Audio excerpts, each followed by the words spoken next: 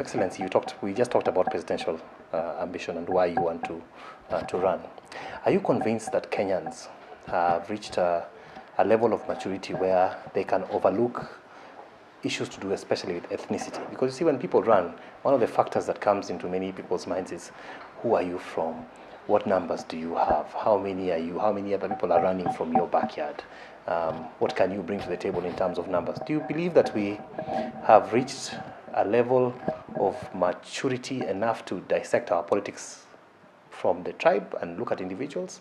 Or are we still stuck in the same, cycle? Mm-hmm. I will not say that this question of tribalism is not a factor in our politics. This is something that is still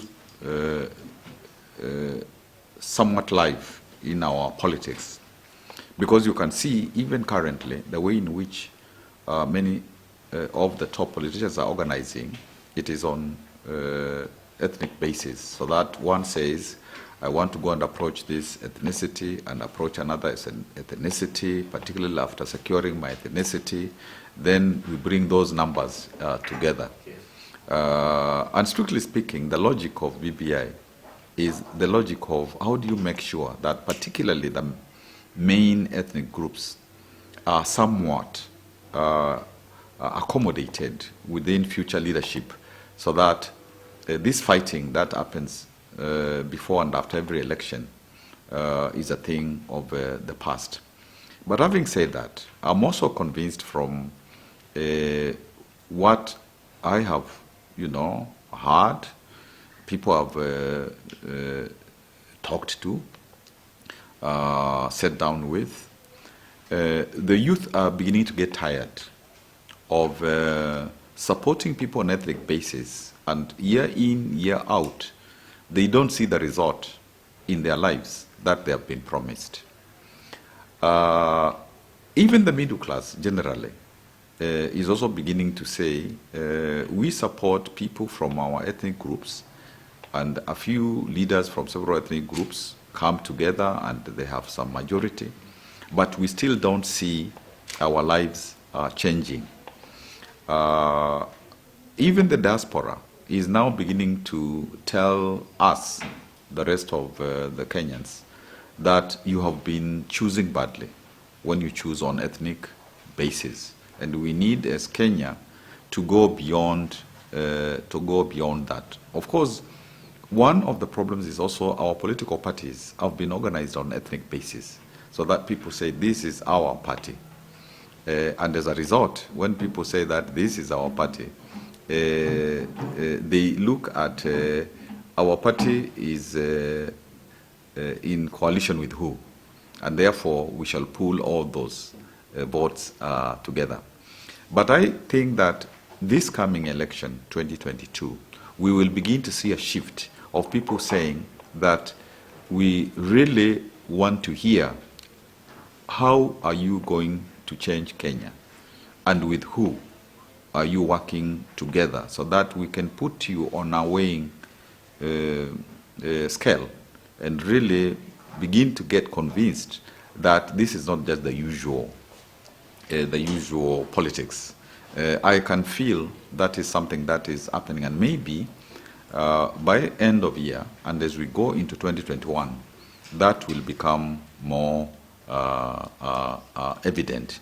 But as I say this, and as I feel that there is some change in the air, I'm still mindful of the fact that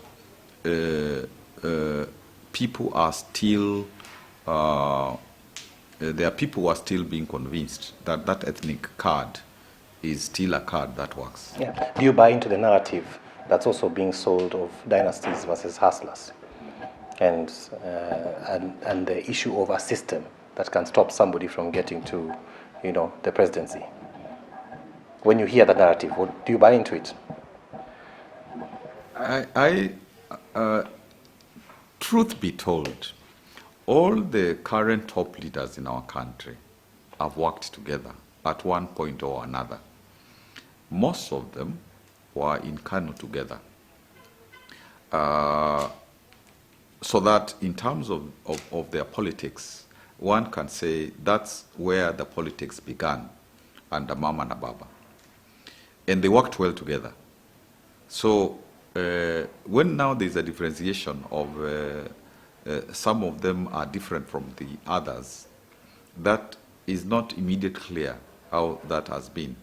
For example, Raila worked with Moi in 1997 during that election.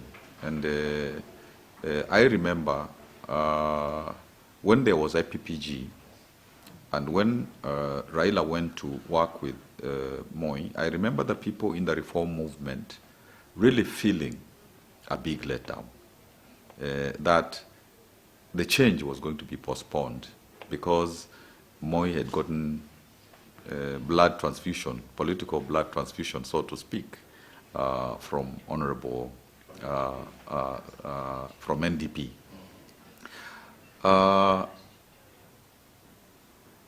Raila and Ruto worked together when Ruto in 2000 and going to 2000 in the referendum going to 2007 supported Raila's candidature, and that was, you know, a formidable force. Uhuru and Raila are now working together. President Uhuru and Raila are now working together. So you really cannot differentiate these top leaders in terms of really saying that there is one who has refused to work together with the others. In actual fact, up to now, Kenyans have not really been told what has caused the difference between the president and his deputy. It is not in the public domain, so people can only speculate why there is this schism between them. So I'm just thinking that this narrative of, for example, hustlers and dynasties, all those guys have worked together, and it is up to us, first of all, to ask them, where are the differences? Where isn't there a handshake of all of them? And two, all the problems that we have had up to now, why haven't they been able to solve them?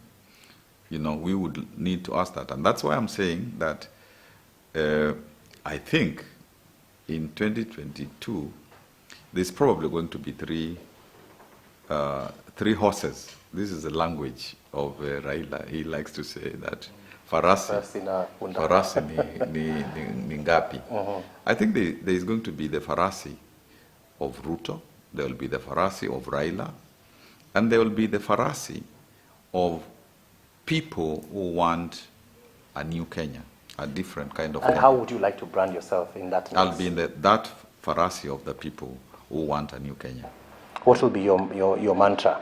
Because these ones already seem to be carving out dynasties, hustlers. What will yours be? This is really, in my view, this will be the real people's change movement. Because if you look at the counties, you can see, for example, some governors who have begun to work with the citizenry and to make changes you can touch, and not to focus so much on maneno, siasa ya maneno, but siasa ya maendeleo.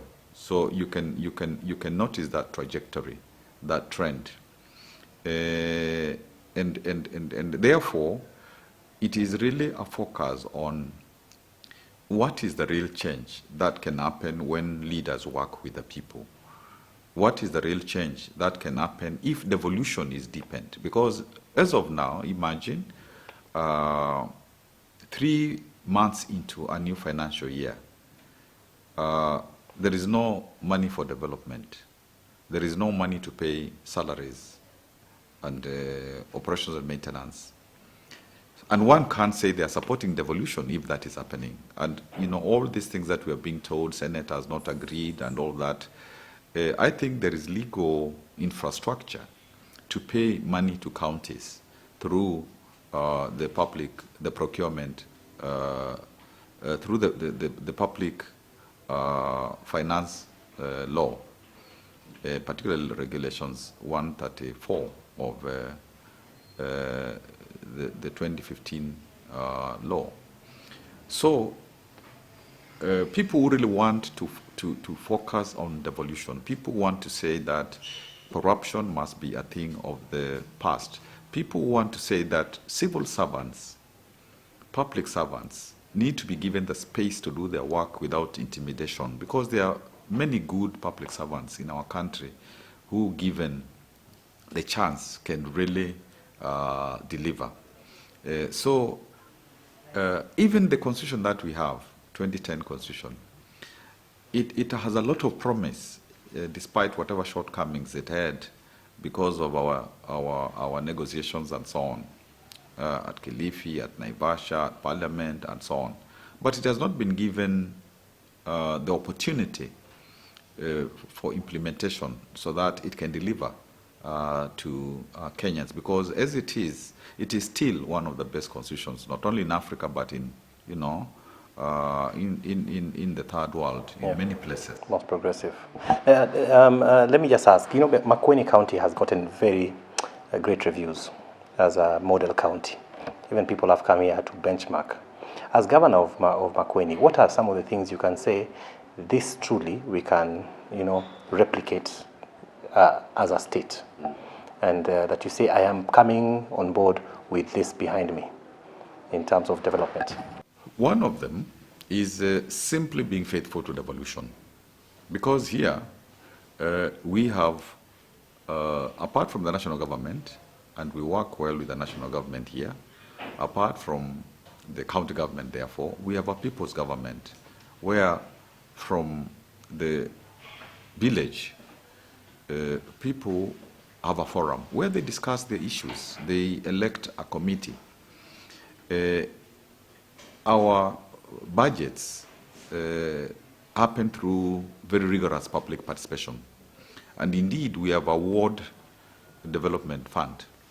For example, now, every ward has about 33 million shillings, where they will say that this is what we want to do with this money, even as we have things that we want to do with the bigger projects, the flagships. They make decisions of the flagships, but they say this is reserved for a county. And whatever they say, the deputy governor, Delina, and myself sign, and we agree, and you can't change that. Even our MCAs cannot change that. Every project in Makueni, there is a project management committee of citizens, elected by citizens, where there is youth, where there is persons with disability, even religious people. And you can't get paid before that committee is satisfied on behalf of the citizens of that area, the beneficiaries, that the work has been done well. When it comes to bursaries and scholarships, it is again those people at the grassroots level who tell us who is deserving, who is poor, and all that. Because from the headquarters, we may not exactly know. We have some loans that we give, we call them TEDECA. Although now during this COVID period and so on, we have had a challenge because people are not able to pay loans they have had. But for those loans, for you to be eligible, again, we rely on those grassroots networks, because they're the ones who know each other. They know who can pay, they know who works hard, they know doesn't have another loan, they know has defaulted from another situation. So we think that that's something that can be replicated in the entire country, so that devolution really goes to the very grassroots. Does that mean then, because in terms of you have involved a lot of people, and one of the problems we have in this country is the issue of our wage bill. We've got such a bloated government, some people doing double jobs, some people, you know, some parastatals mirroring each other. How would you tackle that in terms of governance from a... Yeah, those are volunteers.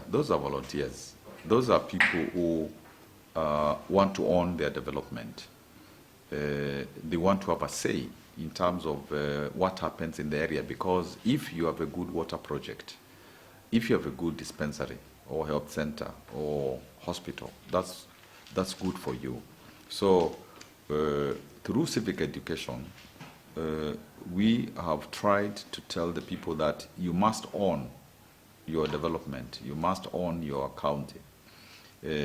So basically, that is not a job, but the people are happy, you know. Of course, if there's a bit of public participation and people are coming now to the final one at the headquarters, then there, you know, you must make transport available, but that's not a salary, you know, and some lunch.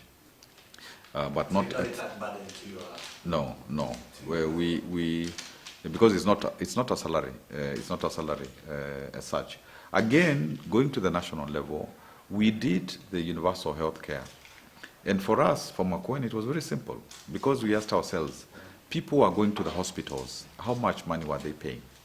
And we discovered that time they were paying about 100 million shillings. When they refund, when the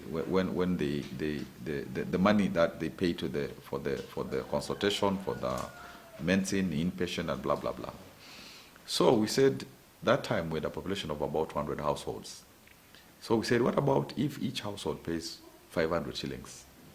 So we'll get the same money, and this will be now a community insurance, and we'll be able to now deliver health to our people. And we started, of course, we had to start with making sure that the facilities were there. We found about 109 health facilities. Now there are 235. Also, we have doubled the staff, more than doubled, you know, the staff. We were buying medicines then for about 100 million. Now we do 300 million. So we prepared ourselves. And we, of course, now got the people to pay the 500. And they are able, you know, to have inpatient without paying anything else.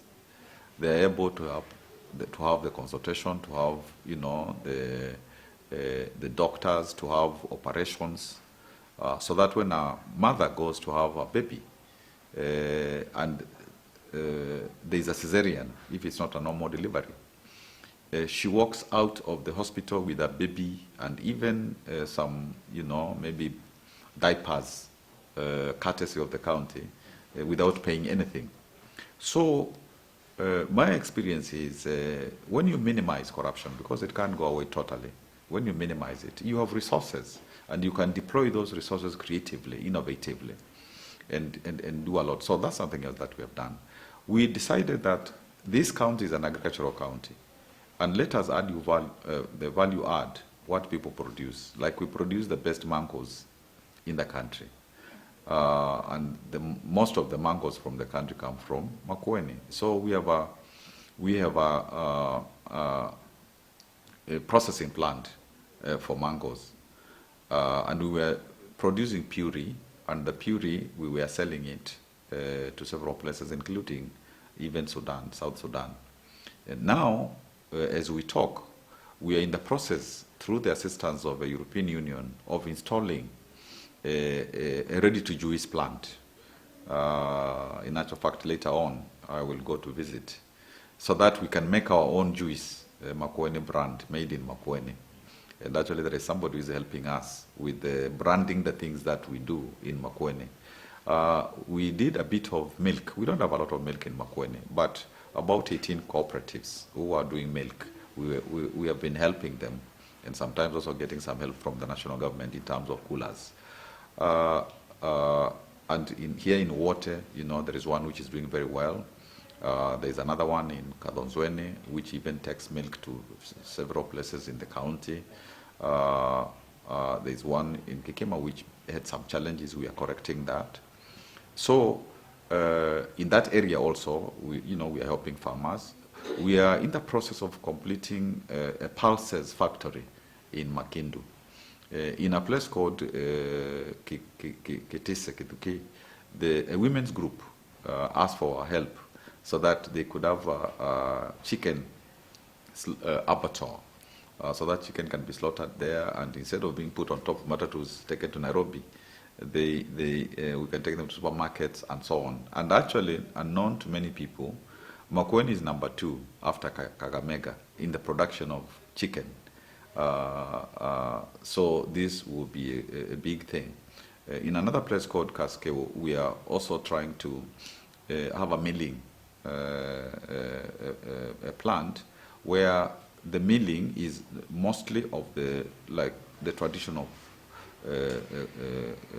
crops, like the millets with some cassava and so on, so that we can they can be available for our children, like in ECDs, people unwell, and so on. So we thought that you can have actually an industry in a county.